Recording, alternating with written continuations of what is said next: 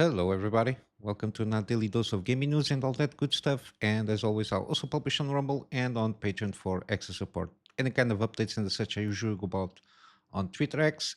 Yesterday, I was out all day, so that's why I didn't manage to not even publish the Planet of Lana episode, not even doing the gaming news program that I usually do.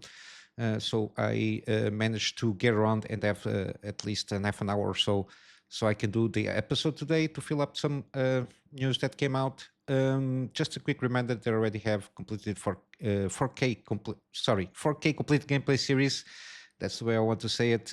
On the most recent ones, and the older ones are 1080p. So before I upgraded my PC setup there. Planet of Lana will continue on Monday. The scheduling there, and again, I need to find a way also to play more demos to showcase if it is good or not for maintaining on the wish list for further future purchases. But yeah, basically that's it. Let's go to the news. Again, we continue to see non-MSRP, let's say, or and lack of stock, especially from NVIDIA GPUs. And there was this video. I didn't watch the video itself, but again, it makes sense and makes some logic of what was trying to the subject of this video is. This is PowerGPU CEO, which is a system integrator, and he addresses an issue that it's been going on again since the launch and the lack of inventory, even on system integrators. And he wanted, from my understanding, he wanted to clarify the fact that even complete setups, when system integrators sold, they are very expensive. And basically, is the fact that basically system integrators, when they buy GPUs, basically they have to compete on the market, so there is like no special deal per se. Like for example, we have let's say Micro Center, when they have they can enter on the rebate stuff when it happens, or have a better, way better deal than the normal consumer, of course, because they buy in bulk. And system integrators, at least Power GPU, as a system integrator, they have some difficulties on getting around and buying these GPUs so they can put it on their own systems. And I think this is in response to the fact that even on system integrators, the system that has the 50 series, they are very expensive. And that mainly it's the fact, again, they have to compete on the on the overall market when these GPUs are sold to a certain extent. And in this case here, on the 7090s, they managed to get around and buy them for $3,000 or thereabouts on the lower end models, which is again just inflates the prices, and the fact that basically everybody is victim to scalping, let's say. And then also the fact that you have chain supplies that I don't know, storehouses that has these GPUs, people that are in the middle of this chain supply. In this case of these GPUs, again, everybody has to take a cut from that, and to a certain extent, that's why these GPUs go around and are sold almost to the double of price to the final consumer in most cases, especially on the lower end. Again, it's a shit show. Um, I don't know exactly what they can do here to, again, from the system integrators and the final consumer. We cannot do anything. We are prey to this kind of system. I don't know what NVIDIA, for example, can do. I don't know if they can cut some intermediaries, but again, it's an infrastructure that exists in terms of the logistics supply on these GPUs and any kind of products. Plus, supposedly, from what I understand, there's going to be more tariffs that will only inflate the prices, mainly because not only the tariffs themselves, but basically, from what I understand, tariffs just create like, it's not a black market, but it creates workarounds.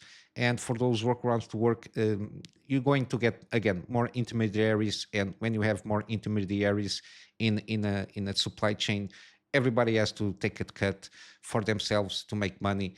And basically, the final consumer is always the one that gets screwed up. And even this is affecting to a certain extent some system integrators. But yeah, not good to see. Um, I don't know how or when Nvidia will be able to fully mitigate the lack of inventory on especially on the American market when we see this the most. But yeah, it's not good, and the same can be said to AMD RDNA 4 GPUs. I didn't see this video again. This couple of days, I didn't have much time to watch these in-depth videos, but I got it on saved to watch later regarding MSRP, especially in this case focusing more on RDNA 4. Again, here the problem is the rebate system that they have. And it seems that AMD is only doing this rebate system to selected models. So to incentivize certain models to maintain themselves at MSRP. But there's supposed to be a caveat that this is not going to last that long. I think this is just for the first batch of GPUs that were delivered to the micro centers and the such. And if they're going to continue this rebate, is going to be, I think, trying to maintain MSRP in some models, but usually we all know these base models tend to have less inventory than the mid range and supposedly premium models, which is going to inflate and increase the difference between the range of the GPUs that are going to be sold. But yeah, I'd like to see this. Hopefully, again, we've been seeing in a lot of places the closer to their MSRP the GPUs are. Again, it's the more desirable one for the final consumer. And again, the fact that there is more demand for those lower priced GPUs or closer to MSRP, there is more demand and less stock. Again, it basically there is no stock available. Hopefully, and I think it also has to do in a global picture of the fact that a lot of this is RDNAs. I don't think NVIDIA, again, the manufacturing process, there is a lot of competition and there is so much that the manufacturers can manufacture this kind of GPUs. And I think there is a competition there on the wafer side of things also, which is compounding the effect of having less stock on us. But yeah, it's a sad situation. Again, my recommendation again, the 50 series. I don't think it is a good buy. Again, we don't have anything relatively close to MSRP. I think even 40 series, again, there is less stock because they stopped manufacturing. In terms of RDNA 4, again, if you find the 9070 XT at MSRP, it's good buy at this moment. Give it, I don't know, $50 maximum of leeway. So around 650 if you find something like that, even if it is a base model, I think it's a very decent card as a performer. Way better than the 5070 for sure. And it basically trade blows with the 5070 Ti in most cases. Again, ray tracing, there is a huge uplift from RDNA 4, but it's not enough to compete or to make itself a case of competing with kind of the same thing. In this case, 9070 XT with a 5070 Ti. But it's a very good GPU from the reviews that I saw. And again, FSR4, again, it's being implemented little by little. There is some mods that you can use to implement FSR4 in a lot of games. I covered that this week. But yeah, it's a shit show overall. And I'm consider myself lucky that I did buy my 7900 XTX at the time that I bought. It was a relatively good price, and I don't see for the foreseeable future to upgrade myself. Again, the market is a shit show. On other news, supposedly, again, this is kind of a rumor. Ubisoft is seeking investors for a new entity that will hold the publisher's biggest properties. Again, I think they've been entering in panic mode in the background on the higher ups, on the C-suite, on Ubisoft, especially Guillemot family. Yeah, they were being hearing rumblings of this, trying to get a solution because they are in deep shit. Again, a lot of overhead on the company, mainly because of employees. They cannot manufacture or produce good products or good enough products to try to compensate at least that overhead in terms of employees. They are not making enough games or enough good games for that. We saw the X-Defiant is going to close down. Star Wars Outlaw was a poor launch, even in terms of quality of the game itself. What else we had? Rainbow Six Siege, they just basically are scrapping up and trying to come up with a new Rainbow Siege X or something like that. Has a live service to try and make more money out of it. Again, then we got Assassin's Creed Shadows, which is own situation by itself. It's like a little monster they created. They lost control on that. Yeah, and I basically what they're supposedly trying to do is create another company, basically transfer the biggest IPs like Assassin's Creed. I'm assuming some Tom Clancy games that they already own in terms of franchises and other stuff that they think they can do a lot of money out of it, and then basically sell a little bit of that stake to investors so they can inject money on that little company. But yeah, to try and then cut the losses on Ubisoft proper. Again, this is my perception of the situation. But yeah, they are not in a good position here, and I think again this is something similar might happen. It's the most likely thing to happen. But yeah, again, they didn't clean the fat. They are doubling down on bad products, especially on the marketing side. They don't know how to do even market their own games. Assassin's Creed Shadows will sell, but it's not going to be.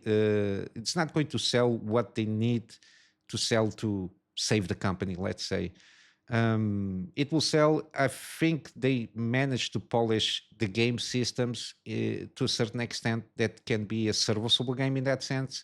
But the narrative around the characters, I don't think that the characters will be fully fledged good characters overall, and the story of the game I don't think is going to serve pretty well what they're trying to do there. Yeah, I think this is going to be another.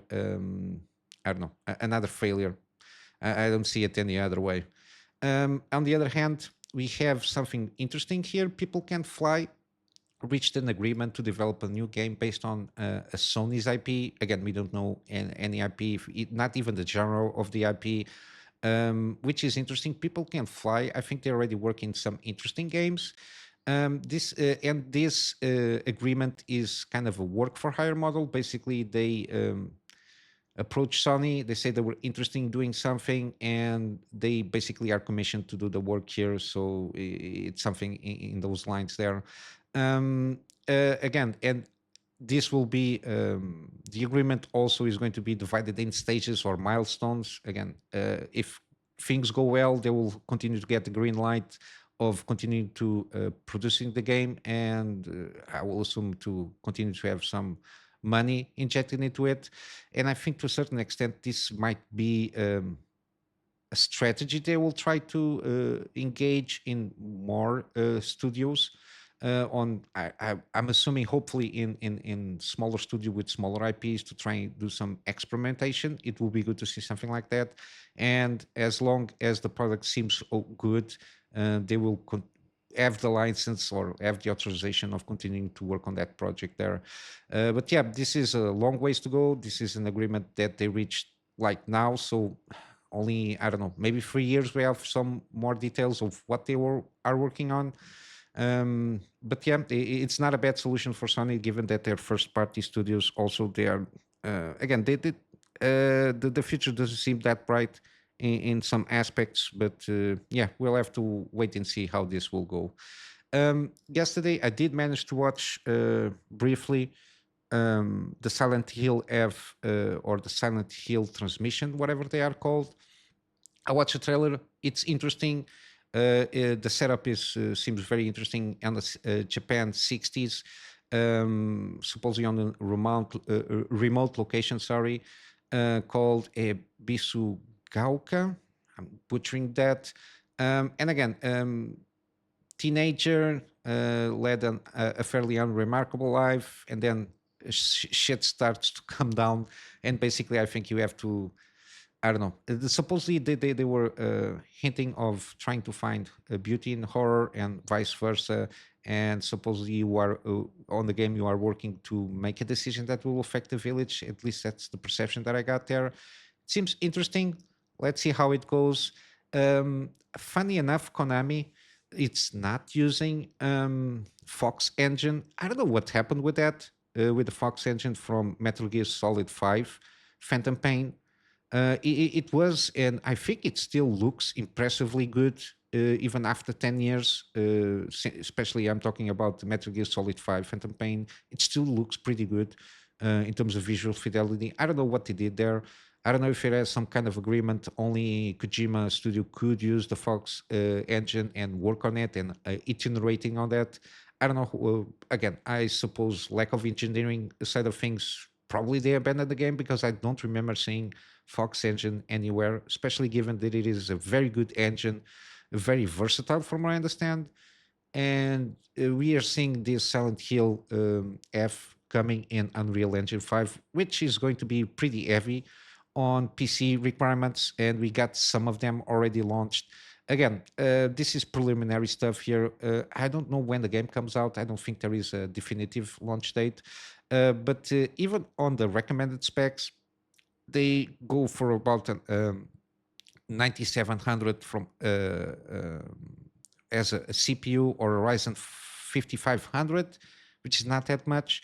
And then they go about on the GPU on the 2080 or an 6800 XT. Again, it's a little bit weird, man. But then we got the caveat here: to play on recommended settings, you should enable you should enable to play on performance settings in 60 FPS. Again, I'm assuming upscaling performance settings, which is very weird, or 30 FPS at full HD, and 4K using DLSS or similar technology. Again, this is a jumble here.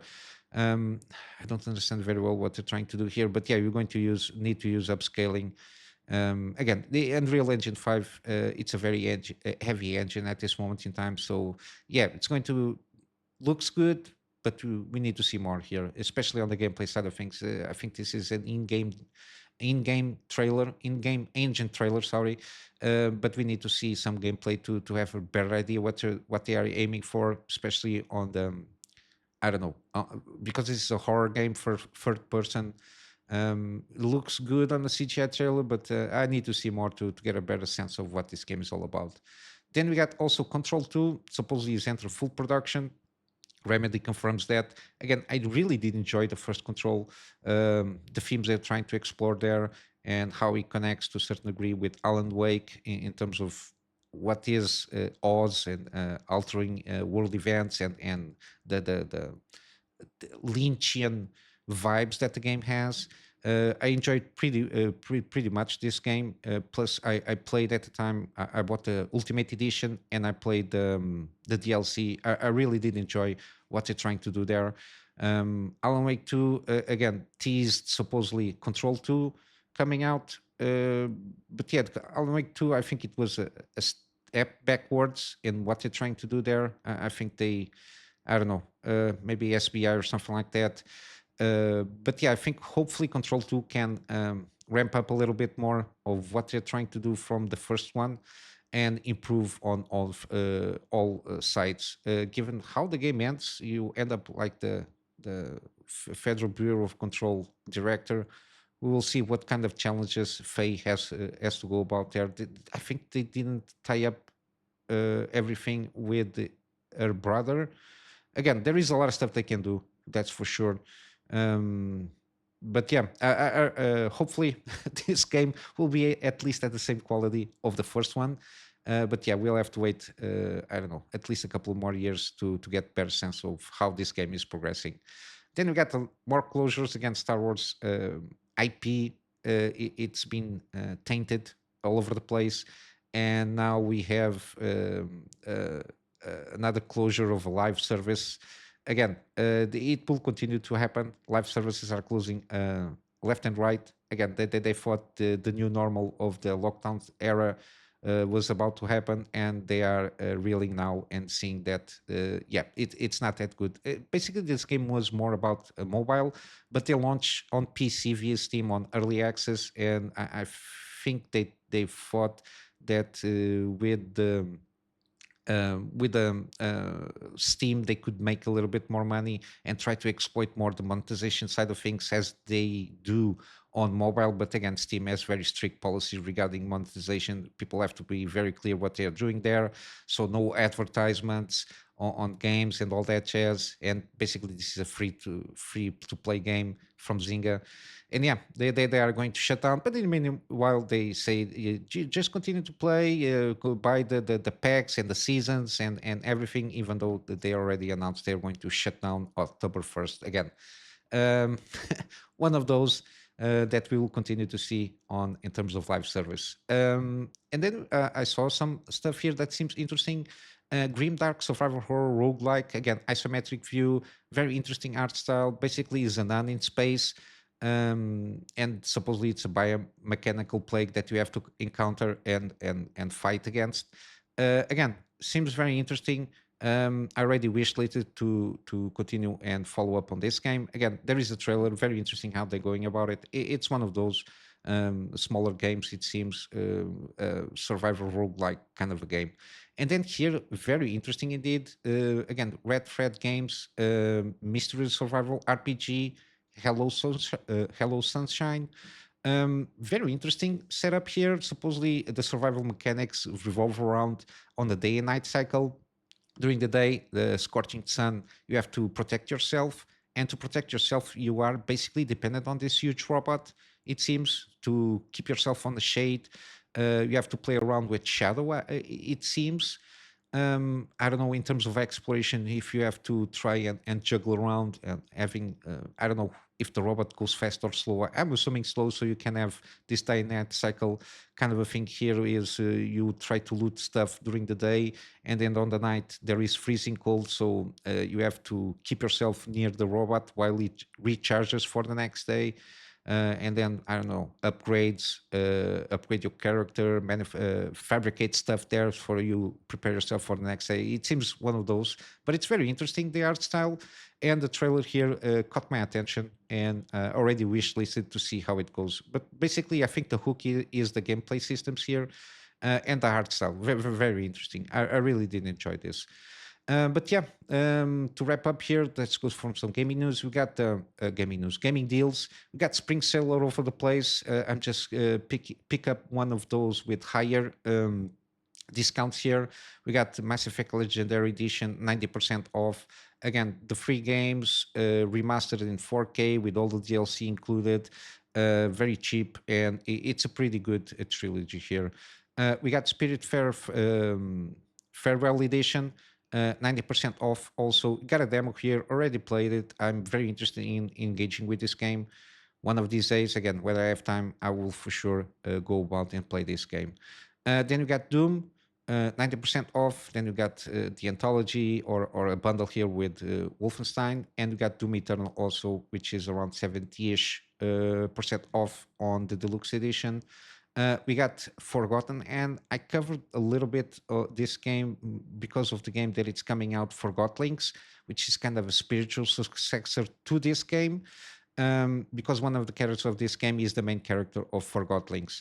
Very interesting, very positive reviews. This is the same side scroller kind of a game there, and it's 90% off, so I think it's a good buy there. Then you got Midnight Suns, again, stamp of approval. Already did a run on this game on the base edition. I did manage at the time claim it for free from Epic Game Store, but the base game I do recommend, stamp of approval, especially at this price point, 85% off. And then you got the Legendary Edition, which has the side characters like Venom and I don't know, 4 or 5 characters I think, including Venom and other characters that you fight against throughout the main campaign, with their arc redemption and their own decks there. I really did enjoy this game. Then we got also Marvel Guardians of the Galaxy. Very positive reviews. I will eventually play this game. I managed to claim it for free from Epic Game Store also. At this moment in time is 85% off, and I only heard good things about this game. Then you got Nino Kuni franchise. So this is the White Witch remaster. So the first one, 85% off, and then the sequel, Revenant Kingdom, 84% off. We got also Prey, again, step over approval. I did manage to do a gameplay series on this one. If you're not sure if this game is for you, you can check out the first episode so you can have a sense of what this game is all about. But I do recommend it. Again, especially at this price point of 80% off. Again, very good game indeed. Then you got Batman Arkham Collection. So the free games, the trilogy of Batman Arkham series here. 80% off in all games. The free games have the Game of the Year edition plus Arkham Knight and the season pass associated with it. Pretty cheap. I think it's an excellent deal here. Then you got Bioshock Collection also. Free games, the first two remastered, and then Bioshock Infinite and all the DLC associated with the free games. And lastly, we got Wolfenstein, the Alt History Collection. I think it's the way to go. Again, the only one that it's lower on the review side of things is Youngblood. The other three seem to be pretty good. I played the New Order. It's one of the first gaming series that I did on the channel. I will be playing Old Blood and the New Colossus. In order is new in terms of the story line is Old Blood, New Order, and the New Colossus. I will eventually play these ones. Not huge fan of first-person shooters, but yeah, killing Nazis is always good. But yeah, basically this is it for today. I will wrap up here with the plug on my Patreon for extra support.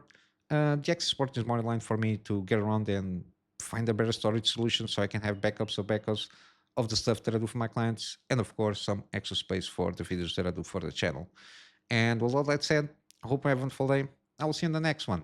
So until then, Kunamy Master out.